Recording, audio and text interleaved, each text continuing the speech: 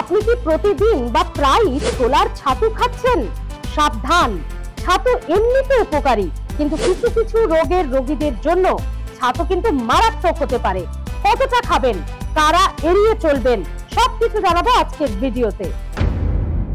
যাদের গ্যাস অম্বলের সমস্যা আছে তারা ছোলার ছাতু এড়িয়ে চলুন, কারণ গ্যাস অম্বল বেড়ে যেতে পারে, পেটের সমস্যা হতে পারে যদি আপনি প্রতিদিন ছাতু খান। সপ্তাহে বা 15 দিনে 1-2 দিন ছাতু খেতে পারেন।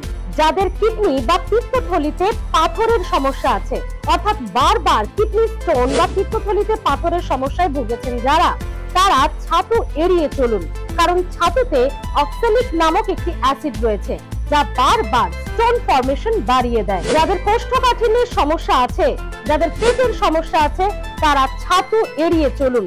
তাদের জন্য ছোলার ছাতু খুব একটা ভালো নয়। যারা ছাতু খাচ্ছেন, যাদের এই সমস্ত রোগ নেই, যাদের জন্য ছাতু উপকারী, তারাও কিছু বিষয় মেনে চলবেন।